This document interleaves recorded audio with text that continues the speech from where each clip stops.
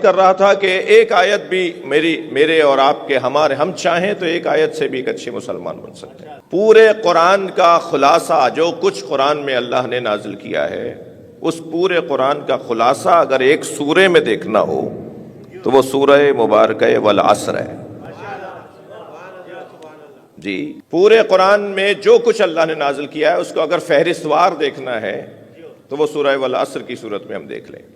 کتاب کی ایک فہرست ہوتی ہے، یہ سورہ فہرست قرآن کو بیان کر رہا ہے۔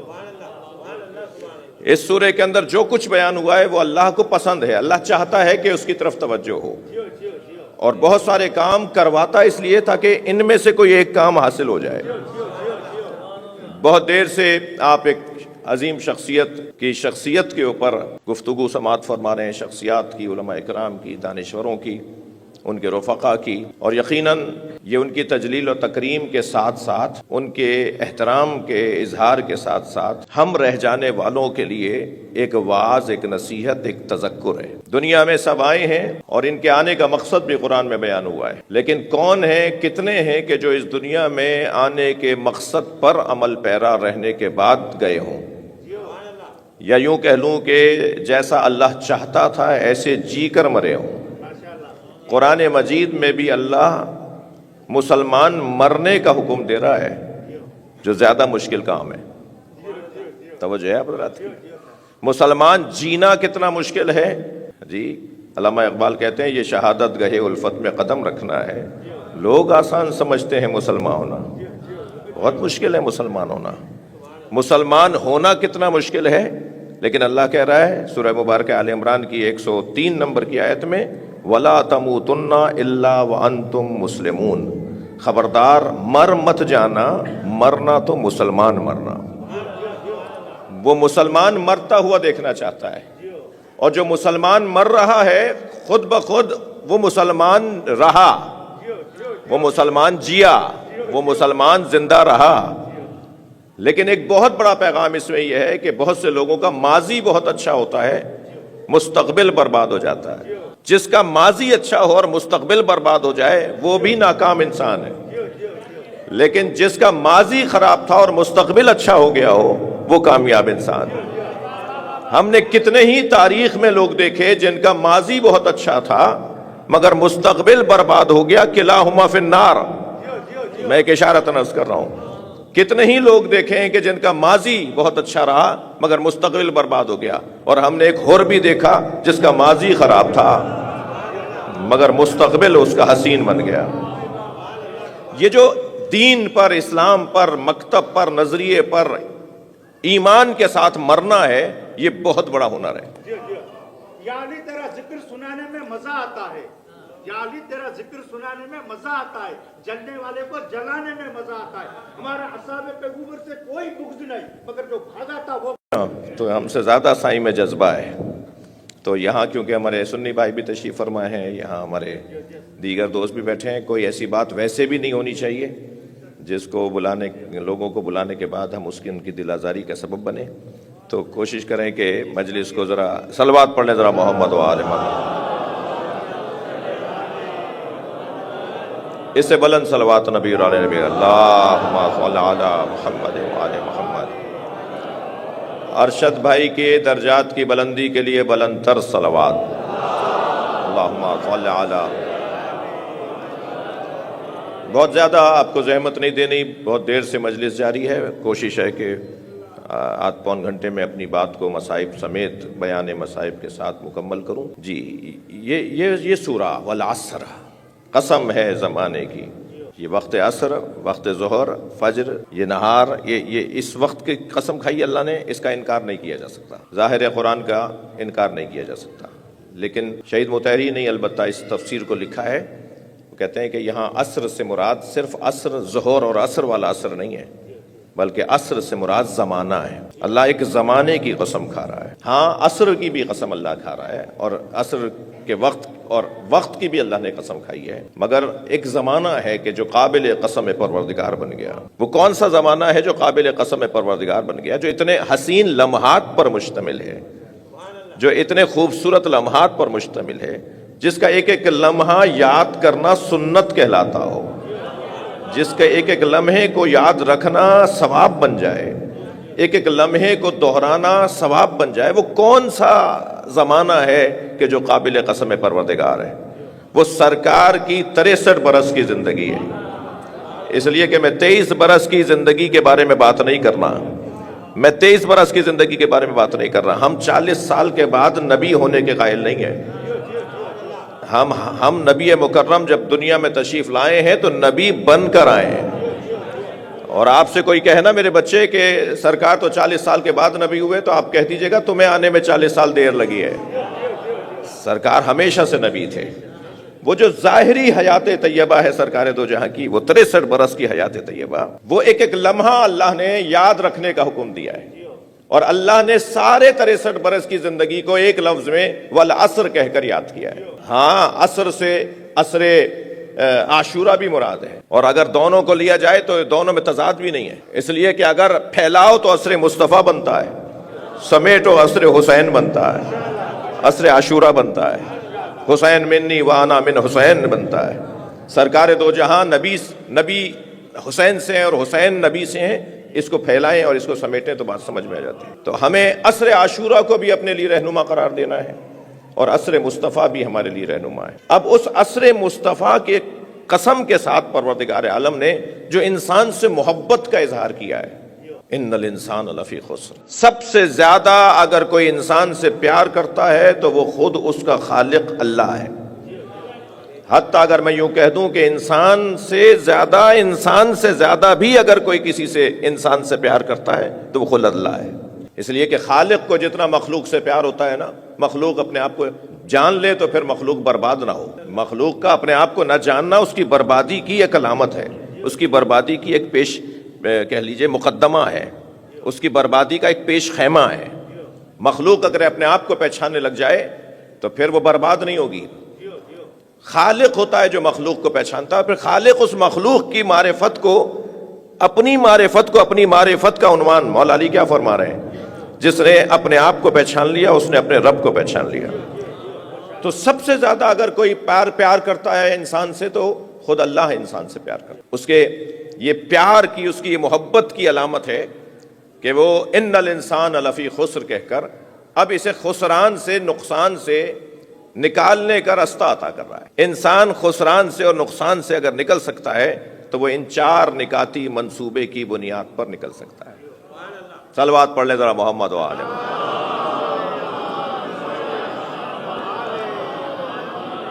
4 نکاتی منصوبہ ہماری زندگیوں کا منصوبہ ہے۔ سب سے پہلا عنوان ایمان، دوسرا عنوان عمل صالح، تیسرا عنوان خود بھی صبر کرنا اور صبر کا ماحول بنانا، چوتھا ایجنڈا حق بولنا اور حق سننا۔ اس لیے کہ میرے عزیزو، حق بولنا کتنا مشکل ہے کوئی حق بولنے والوں سے پوچھے، مگر اس سے زیادہ مشکل ہے حق سننا۔ جو حق بول بھی لیتے ہیں نا، وہ حق سننے میں بولنے سے کی نسبت زیادہ مشکل میں ہوتے ہیں۔ وہ بولتے تو بہت اچھا ہے حق، مگر جب انہی کو حق کہا جائے تو پھر ان کے چہرے کا رنگ پھیکا پڑنا شروع ہو جاتا ہے، چہرے کا رنگ ان کا پیلا پڑنا شروع ہو جاتا ہے، چہرے پہ پسینے اور چہرے پہ غصے کے آثار نظر آ رہے ہوتے ہیں۔ وہ دنیا جہان کو تو حق بولتے ہیں، مگر جب ان سے حق بولا جائے تو انہیں برا لگتا ہے۔ تو قرآن نے یہ نہیں کہا ہے کہ صرف حق بولتے رہنا، قرآن نے کہا وَتَوَاصَوْا بِالْحَقِّ۔ یہ تواصو 2 طرفہ ہے، حق سنو بھی حق سناؤ بھی، اور یقیناً حق سننا حق سنانے سے زیادہ مشکل کام ہے۔ یہ 4 نکاتی منصوبہ ہے۔ ارشد اللہ مکتبی، اللہ ان کے درجات کو بلند فرمائے، انہوں نے اپنی زندگی شاندار گزاری، قابل رشک زندگی گزاری، قابل تعریف زندگی گزاری۔ وہ اپنے بچوں کے لیے، اپنے اہل خانہ کے لیے جہاں ایک محبوب شخصیت رہے، وہاں اپنے دوستوں کے لیے، معاشرے کے لیے، سماج کے لیے۔ یہ کون سا ہنر ہے کہ اپنے لیے جیے اور خود اپنے لیے ہی مر گئے؟ ہنر تو یہ ہے کہ دوسروں کی خاطر جیا جائے، دوسروں کی خاطر زندگی گزارا جائے۔ شاید حیوان اور انسان میں فرق ڈالنے والا یہی تو جوہر ہے۔ حیوان صرف اپنی خاطر جیتا ہے، اسے صرف اپنی غذا کی پرواہ ہوتی ہے، صرف اسے اپنے گھر کی اور اپنے گھونسلے کی پرواہ ہوتی ہے، صرف اسے اپنے بچوں کی پرواہ ہوتی ہے، لیکن انسان دوسروں کی خاطر جیتا ہے۔ سرکار سے پوچھا کسی نے، من کان خیر الناس یا رسول اللہ، اے اللہ کے رسول سب سے اچھا انسان کون ہے؟ سرکار نے فرمایا من کان خیر للناس، جو لوگوں کے لیے اچھا ہے وہی سب سے اچھا ہے۔ آپ نے کبھی غور فرمایا وہ نماز جو تمام عبادتوں میں سید اور افضل اور اعلیٰ عبادت ہے، جو عبادت تمام عبادتوں میں افضل ہے، وہ ہے نماز۔ اس نماز میں توجہ، اس نماز میں ساری توجہ تو اللہ کی طرف ہونی چاہیے نا، ایسا ہی ہے نا؟ خاص طور پہ جو پیش نماز صاحب کھڑے ہیں وہ تو اور دو لوگوں سے زیادہ متقی پرہیزگار ہوں گے نا، اسی لیے ہم انہیں آگے کھڑا کرتے ہیں، اسی لیے ہم ان کے پیچھے نماز پڑھتے ہیں کہ وہ جتنے بھی جماعت کے اندر لوگ ہیں ان سے زیادہ علم رکھتے ہیں، ان سے زیادہ تقوی رکھتے ہیں، ان سے زیادہ پرہیزگار ہیں، اور بھی چند صفات ان کے اندر دوسروں سے زیادہ پائی جاتی ہیں، اس لیے انہیں امام جماعت بنایا جاتا ہے۔ وہ جو محراب مسجد میں کھڑا ہو کر نماز پڑھا رہا ہے، پیش نماز، اگر کوئی تاخیر سے جماعت میں شریک ہونا چاہتا ہے، پہنچا ہے، دیر سے پہنچا ہے، اور وہ مسجد میں داخل ہوتے ہوئے کہتا ہے ان اللہ مع الصابرین، یا وہ کہتا ہے یا اللہ یا اللہ، تو جس پیش نماز کی ساری توجہ اللہ کی طرف تھی، وہ جو ساری جماعت کو اللہ کی طرف لے کر کھڑا تھا، اسے حکم ہے کہ اتنی تاخیر نماز میں رکھو، اتنا طول دے دو ذکر الہی کو کہ یہ ایک اور نمازی بھی تمہارے ساتھ شامل ہو جائے۔ بھائی آپ کی توجہ تو اللہ کی طرف تھی، اس بندے کی آواز آپ نے کیسے سن لی؟ اللہ بھی اپنی عبادت نہیں چاہتا جس میں بندوں کا احساس نہ ہو۔ صلوات پڑھ لیں محمد و آل محمد۔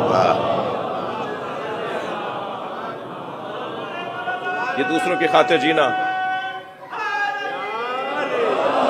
یہ دوسروں کی خاطر،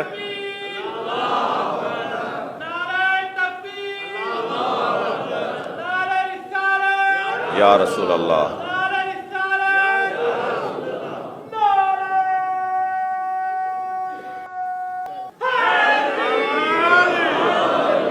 توجہ کر لیا آپ نے؟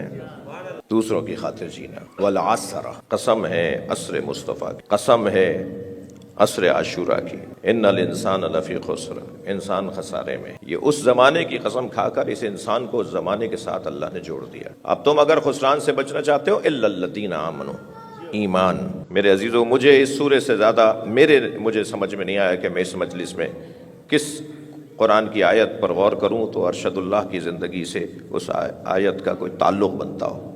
انسان خسارے میں ہے، الا الذین آمنوا، صاحبان ایمان۔ مومن ہونا کتنا مشکل ہے، کوئی مسلمان سے پوچھے۔ مسلمان ہونا کتنا مشکل ہے، کوئی انسان سے پوچھے۔ بہت مشکل کام ہے مومن ہونا، بہت مشکل کام ہے ایمان کے اوپر قائم رہنا۔ ایمان خود کتنا مشکل کام ہے۔ سوکھے پتوں کی طرح نہیں ہوتا مومن، روزانہ رنگ بدلنے والا نہیں ہوتا مومن، روزانہ ڈھنگ بدلنے والا نہیں ہوتا مومن۔ مومن جبل راسخ کی طرح ہوتا ہے، مومن جمے ہوئے پہاڑ کی طرح ہوتا ہے۔ مومن وہ ہوتا ہے جو حالات کا مقابلہ کرتا ہو، جو مسائل کا سامنا کرتا ہو۔ مومن وہ ہوتا ہے جو اپنے نظریے پر قائم رہتا ہو۔ مومن کا دوسرا نام صابر ہے۔ صابر ہی مومن کو صابر کہا جائے تو بجائے، وہ اپنے عقیدے اور اپنے نظریے پر قائم رہنے والا، سوکھے پتوں کی طرح نہیں کہ یہاں سے ہوا کا جھونکا آیا تو وہاں جا پڑے، اور ہوا نے رخ بدلا تو یہاں آ پڑے۔ روزانہ رنگ بدلنے والے، روزانہ ڈھنگ بدلنے والے، روزانہ در بدلنے والے، روزانہ عقیدہ بدلنے والے، روزانہ نظریہ بدلنے والے، روزانہ سوچ بدلنے والے۔ جی مومن جب سمجھ لیتا ہے بات کو اور مومن ہو جاتا ہے تو پھر اس پر وہ ایسا کھڑا ہوتا ہے کہ پہاڑ ہٹ جائیں مگر وہ ہٹنے نہیں پاتا، وہ ہٹ نہیں پاتا، وہ اپنی جگہ کو چھوڑتا نہیں ہے۔ جب میدان جمل کے اندر مولا علی نے حضرت محمد حنفیہ کو بھیجا تھا تو فرمایا تھا قید قدمیک تزول الجبال ولا تزل، زمین میں اپنے پیروں کو ایسے گاڑ لینا کہ پہاڑ ہٹ جائیں مگر تم نہ ہٹنے پاؤ۔ استقامت، ہمت، بہادری، شجاعت۔ مومن، اس مومن کو اس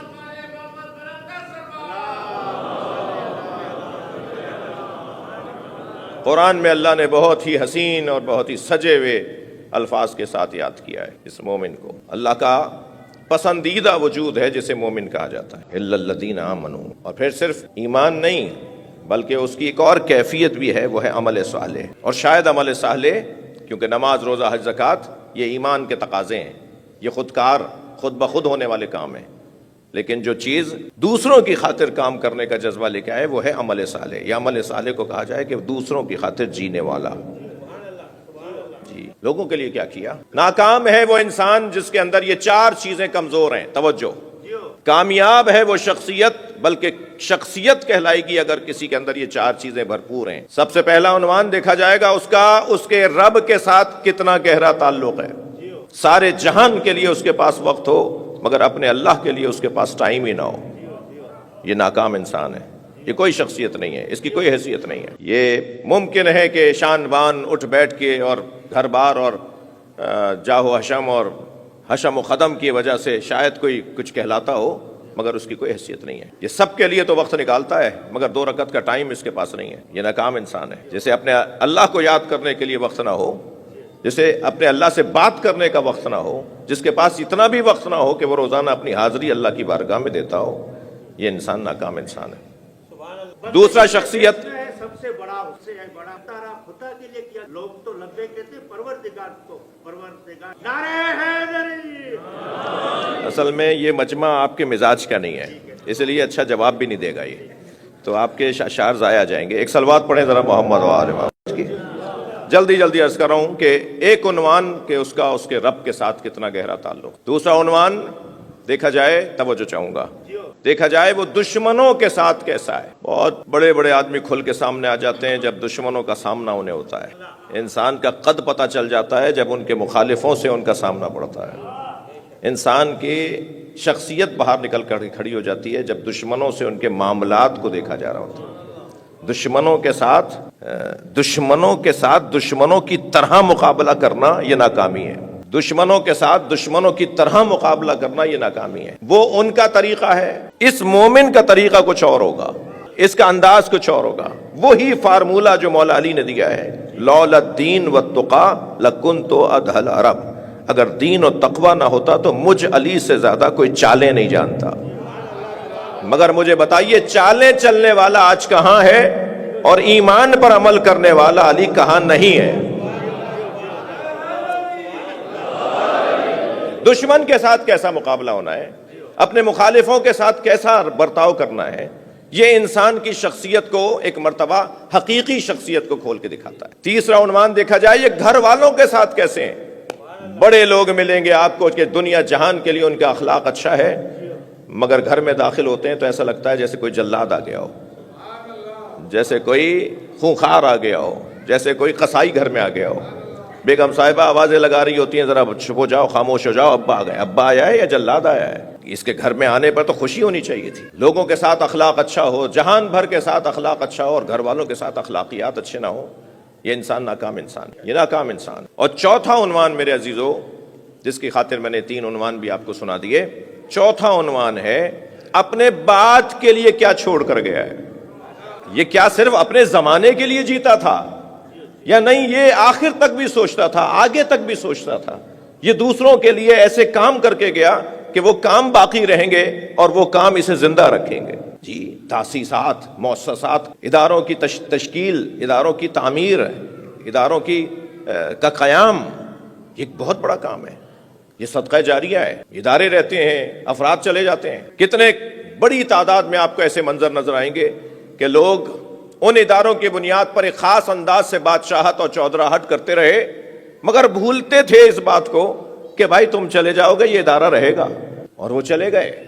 آج شاید اس ادارے کے دیواروں پر بھی ان کے فاتحہ کے لیے بعض اداروں میں تو نام بھی نہیں لکھے ہوئے، جنہوں نے وہ بنائے تھے، جنہوں نے وہ تشکیل دیے تھے۔ لیکن عزیزو، اگر کوئی انسان یہ سوچ کر ادارے کو تشکیل دے رہا ہو کہ نہیں یہ ایک صدقہ جاریہ ہے، یہ میں خدمت کرنا چاہتا ہوں، یہ میں اپنے لیے نہیں کر رہا، میں کسی اور کے لیے کام کر رہا ہوں، تاسیسات، تشکیلات، مؤسسات کا قیام، اداروں کا قیام، یہ بہت بڑا ہنر ہے، ہر ایک کے بس کی بات نہیں ہے۔ ہاں، اس میں وہ شرط لازم ہے جسے خلوص کہا جاتا ہے۔ اللہ نے نبیوں کو جس چیز سے سجا کر بھیجا ہے نا، وَأَخْلَصْنَاهُمْ بِمُخَالِصَةٍ ذِكْرَ الدَّارِ، وہ جو آخرت کو یاد رکھتے تھے اس کی وجہ سے ان کے اندر خلوص ایجاد ہو جاتا تھا۔ جو لوگ بغیر خلوص کے کام کر رہے ہوتے ہیں اور وہ اپنی وجہ سے کام کر رہے ہوتے ہیں، ان اداروں کے اندر بھی برکت نہیں ہوتی۔ جس ادارے کی بنیاد میں تقویٰ نہ ہو، صلوات پڑھیں ذرا محمد و آل محمد۔ میں یہاں ضمناً ایک جملہ عرض کرنا چاہوں گا، ایک درد بھی ہے جسے اور ارشد اللہ مرحوم مغفور کی مجلس میں یہ بات نہیں ہو تو کہاں ہو کہ ہمارے ہاں اگر اداروں کے اندر مسائل ہیں، ہمارے ہاں اگر انجمنوں میں، ٹرسٹوں میں، امام بارگاہوں میں، مسجدوں میں اگر الجھنیں ہیں، حتیٰ مدرسوں میں اگر الجھنیں ہیں، جی یہ تو نہیں ہوگا نا کہ میں آپ کو تو کہہ دوں گا اور مولویوں کو کچھ نہیں کہوں گا، حتیٰ اگر مدرسوں میں الجھنیں ہیں اور مسئلے اور مسائل ہیں اور مشکلات اور پریشانیاں ہیں، تو اس کا ایک بڑا سبب یہ ہے کہ کیا اس ادارے کی بنیاد تقویٰ کی بنیاد پہ رکھی گئی؟ اس ادارے کی بنیاد تقویٰ تھی یا اس ادارے کی بنیاد یوں تھی کہ شہنشاہ حسین نقوی کی ایک ریاست بن جائے؟ میں یہ امام بارگاہ، میں وہ مسجد، وہ مدرسہ اس لیے بنا رہا ہوں کہ میری ایک ریاست بن جائے؟ تو جب میں اپنی وجہ سے وہ ریاست بنا رہا تھا اور اپنی وجہ سے وہ ادارہ بنا رہا تھا تو تقویٰ کی بنیاد پہ تو نہیں تھا۔ نبی مکرم نے ایک ہی عمارت بنائی ہے جسے مسجد قباء کہا جاتا ہے، اور اس عمارت کی بنیاد کو تقویٰ کہا جاتا ہے۔ تقویٰ کی بنیاد پر، لا اسسا علی التقویٰ، قرآن کا اشارہ کہ تقویٰ کی بنیاد پر جس کی بنیاد رکھی گئی ہو۔ تو جس ادارے کی بنیادیں تقویٰ ہوں، یعنی اینٹوں کی بنیادیں نہ ہوں، وہ تو ہونی ہے، اس کے بغیر عمارت کیسے بنے گی؟ مگر جہاں قربت للہ سے اینٹ رکھی گئی ہو، جہاں بنیاد میں تقویٰ ہو، وہ عزیزان گرامی ادارے مفید بھی رہتے ہیں، وہ ادارے پھیلتے بھی ہیں، وہ ادارے دوسروں کے کام بھی آتے ہیں، وہ ادارے اصلاح کا ذریعہ ہوتے ہیں، وہ ادارے فساد کا ذریعہ نہیں ہوتے۔ اور جب میں نے یہ ادارہ بنایا ہی اللہ کی خاطر ہے، خدا کی خاطر بنایا ہے، تو میں اس کے ساتھ تعلق رکھوں یا نہیں رکھوں؟ بہت سارے لوگ تو ایسے اسے چمٹ کر بیٹھے ہوئے ہوتے ہیں کہ گویا یہ اپنے ساتھ قبر میں لے کے جائیں گے۔ ارے بھائی، مرنے کے بعد بھی تو چھوڑو گے، بہتر نہیں ہے کہ زندگی میں چھوڑ کر دکھا دو؟ اگر تمہارے ٹکنے سے، جمنے سے، چپٹے رہنے سے فساد ہو رہا ہے تو چھوڑ دو اس کو۔ یہ جو اداروں کی تشکیل ہے یہ تقویٰ کی بنیاد پر ہو تو یہ انتہائی معاشرے کی اصلاح کا سبب قرار پاتے ہیں۔ جی وہ اپنے بات کے لیے کیا چھوڑ کر گئے؟ یہ کہ انسان کے کامیاب انسان ہونے کی علامت، والعصر ان الانسان لفی خسر الا الذین آمنوا وعملوا الصالحات، عمل صالح وتواصوا بالحق، حق بولو بھی، حق سنو بھی، حق بولو بھی، حق سنو بھی۔ اور حق سننا عزیزان گرامی قدر مشکل ہے حق بولنے کی نسبت۔ اگر اس بات کو میں ان بچوں جوانوں کے لیے یوں کہہ دوں کہ ایک دوسرے سے سچے ہو جاؤ۔ ابھی فاضل عالم دین جناب ارشد اللہ صاحب کی شخصیت کے حوالے سے گفتگو فرما رہے تھے کہ نڈر تھے، بے خوف تھے، کسی سے مرعوب نہیں ہوتے تھے۔ حق اور سچ بولنے میں یہ نہیں احساس تھا کہ یہ کیا کرے گا میرا، بلکہ یہ کیا کر لے گا میرا، یہ سوچ کر وہ حق اور سچ بولتے تھے۔ یہ جو حق اور سچ بولنا ہے، یہ حق اور سچ سننا ہے، یہ بہت بڑا ہنر ہے۔ اس کو میں اپنے الفاظ میں کہہ رہا ہوں کہ ایک دوسرے سے سچا ہونا، تذکر دینا، واعظ کرنا، نصیحت کرنا، سمجھانا، بتانا کہ یہ بات صحیح نہیں ہے۔ غیبت کر رہے ہیں تو غیبت کو ٹوک دینا کہ نہیں، اس سے یہ گناہ ہے، اچھی بات نہیں، کوئی اور بات کرتے ہیں جی۔ اور اگر زیادہ مسائل پیچیدہ ہو رہے ہیں تو وہاں سے اٹھ کے چلے جانا کہ اگر میں ان کو نہیں روک سکتا، یہ میرے کہنے پہ نہیں رک رہے تو میں جہاں بیٹھنا بھی نہیں پسند کرتا۔ یہ جو ایک کیفیت ہے نا، ہم ایک دوسرے سے، مجھے معاف کیجیے گا، ہم ایک دوسرے سے سچے نہیں ہیں جی۔ میں کہہ دوں گا تو یہ کہیں ناراض نہ ہو جائیں، بھائی یہ ناراض وقتی طور پر ہوگا، گھر جا کر آپ کے لیے جتنی دعائیں کرے گا کبھی اس نے کسی کے لیے نہیں کی ہوں گی۔ حق اور سچ بولنے سے کچھ دیر کی ناراضگی ہوتی ہے، اور پھر جو دائمی محبت بڑھتی ہے وہ محبت ہوتی ہے جو کسی سے نہیں ہوتی، کہ یہ میرا مخلص تھا، یہ مجھ سے محبت کرتا تھا، اس نے مجھے سمجھایا، اس نے مجھے متوجہ کیا۔ ہاں یہ ہنر آنا چاہیے کہ متوجہ کیسے کرنا ہے، یہ پتہ ہونا چاہیے کہ کیسے کسی کو تذکر دینا ہے۔ کسی کی اصلاح کی خاطر کوئی اور نیا فساد کھڑا کرنا بھی نہیں ہے کہ معلومہ اصلاح کرنے چلے تھے کہ فساد کھڑا کر دیا، نہیں، اس کو علیحدہ چلے آؤ، کوئی پیغام دے دو، کوئی خط لکھ دو، کوئی پرچی دے دو، کوئی توجہ دلا دو، اس کی اچھی بات کا ذکر کر کے، جیسے آئینہ، مومن کو مومن کا آئینہ بنایا ہے نا، آئینے کے لیے حدیث کہہ رہی ہے نا کہ مومن مومن کے لیے آئینہ ہے، تو آئینہ تو خوبیاں بھی بتاتا ہے اور برائیاں بھی بتاتا ہے۔ یہ کون سا آئینہ ہے کہ جو صرف برائیاں بتا رہا ہے، خوبیاں نہیں بتا رہا؟ اگر ہم کسی کی اصلاح کرنا چاہتے ہیں، ہم اگر کسی کو بہتر کرنا چاہتے ہیں تو اس کی ایک برائی کے ساتھ اس کی دو اچھائیاں بھی بتا دو، تاکہ اسے یہ احساس ہو کہ یہ میرا دشمن نہیں ہے، یہ میرا چاہنے والا ہے۔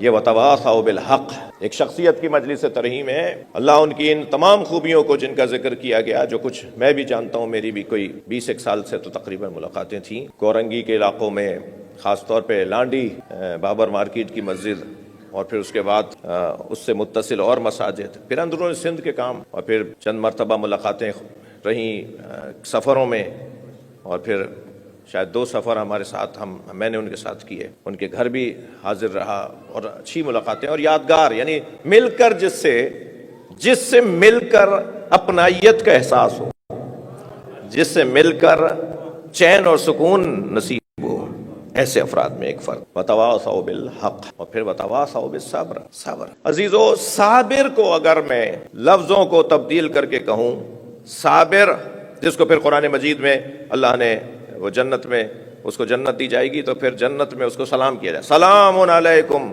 بما صبرتم فنعم عقبی الدار۔ جنت میں انہیں سلام کیا جا رہا ہوگا، سلام ہو تمہارے اوپر، تم نے جو صبر کیا، تم نے جو ہمت دکھائی، تم نے جو بہادری دکھائی، اور سب سے اچھا گھر تو ہے ہی آخرت کا گھر۔ وہ جو صابر دنیا کے اندر صبر کر کے چلا جاتا ہے اور برداشت کرتا ہے اور حالات کا مقابلہ کرتا ہے اور استقامت کا مظاہرہ کرتا ہے، وہ جب جنت میں پہنچتا ہے تو پھر اسے سلام علیکم کی آواز آتی ہے، اسے سلام کیا جا رہا ہوتا ہے، وہ صابر۔ یہ جو صابر ہے نا، یہ در حقیقت درد مند ہے۔ صبر کوئی نہیں کر سکتا، صبر بے معنی صبر، صبر بے معنی بزدلی، صبر بے معنی فرار، ان معنی میں جن لوگوں نے صبر کو سمجھا ہوا ہے وہ صبر نہیں ہے۔ صبر یعنی استقامت، صبر یعنی بہادری، صبر یعنی شجاعت۔ یہ کوئی کر ہی نہیں سکتا جب تک کہ وہ اہل درد نہ ہو۔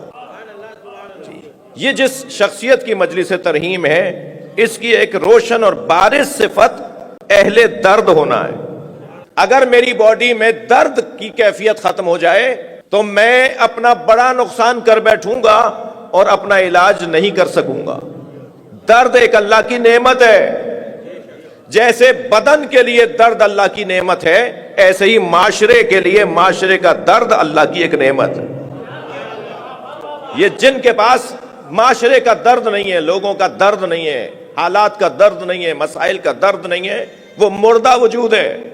وہ مولا علی کے بقول مولا علی کے مطابق لیٹا ہوا جنازہ، چلتا پھرتا جنازہ ہے۔ فرماتے ہیں دو طرح کی میتیں ہوتی ہیں، کچھ لیٹے ہوئے جنازے ہوتے ہیں، کچھ چلتے پھرتے جنازے ہوتے ہیں۔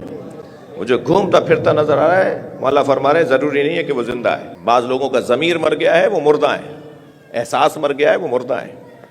یہ جو درد ہے نا، درد یہ انسان کو پھر بہت سارے کام کرواتا ہے، پھر یہ بڑے بڑے ناہنجار نابکار لوگوں کو بھی برداشت کرواتا ہے۔ برداشت کرو انہیں، نااہل لوگوں کو بھی برداشت کرو، وقت گزارو، اس لیے کہ یہاں اگر انہیں ٹوکیں گے تو ایک نیا فساد کھڑا ہو جائے گا۔ ایک نظریے کے مطابق اس وقت کو وہ گزار رہے ہوتے ہیں، وہ ایک درد کے مطابق زندگی گزار رہے ہوتے ہیں، احساس کے مطابق۔ اور جس کے ہاں درد ہو، یعنی احساس ہو، حس، درد کو وہ حس کرتا ہو اس کا بدن، اس کے اندر پھر ایک چیز ایجاد ہوتی ہے۔ یعنی میں لفظوں کو یوں کہوں کہ قوت احساس جرأت اظہار تک لے جاتا ہے۔ جن کے ہاں قوت احساس ختم ہو جاتی ہے، ان کے ہاں جرأت اظہار بھی ختم ہو جاتی ہے۔ جرأت اظہار کا مقدمہ ہے قوت احساس۔ درد ہوگا تو پھر علاج ہوگا، بھائی صلوات پڑھ لیں محمد و آل محمد۔ اور درد نہیں ہوگا تو پھر علاج کا بھی اہتمام نہیں ہوگا، انتظام نہیں ہوگا۔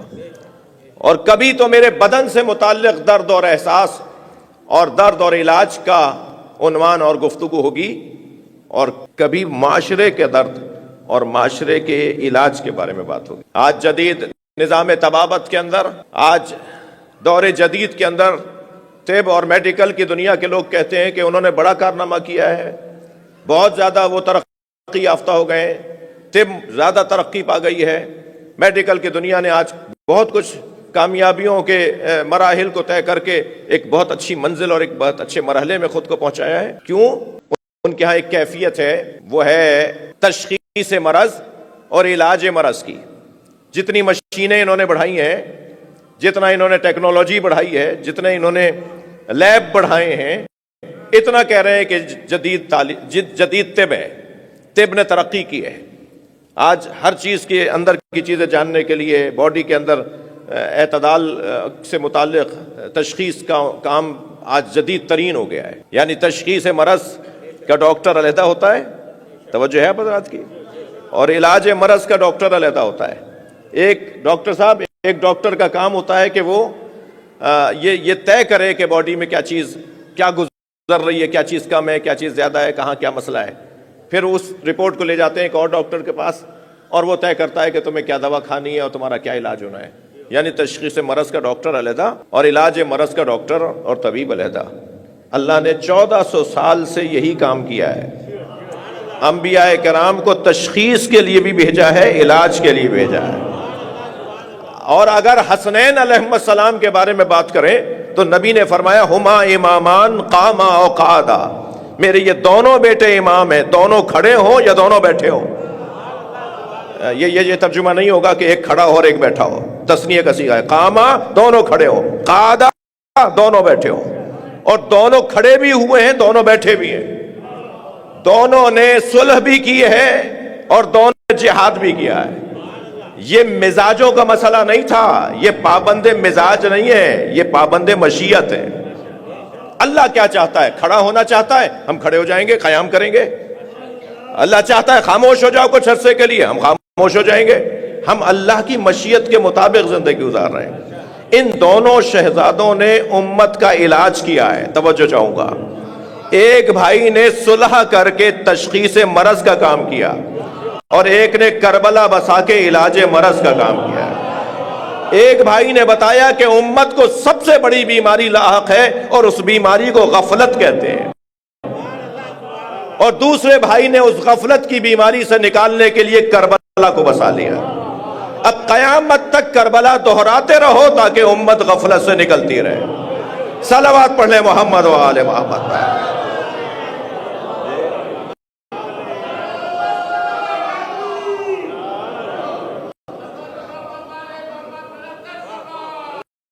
اللہم صل علی محمد و آل محمد۔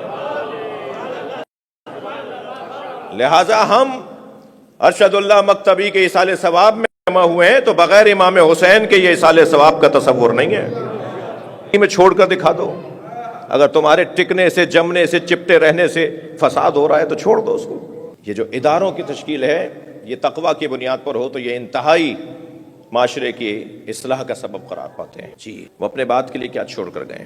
یہ کہ انسان کے کامیاب انسان ہونے کی علامت والعصر ان الانسان لفی خسر الا الذین آمنوا وعملوا الصالحات، عمل صالح وتواصوا بالحق، حق بولو بھی حق سنو، حق بولو بھی حق سنو بھی، اور حق سننا عزیزان گرامی قدر مشکل ہے حق بولنے کی نسبت۔ حق ہے، حق ہے، علی جدھر حق ہے ادھر مولا، جدھر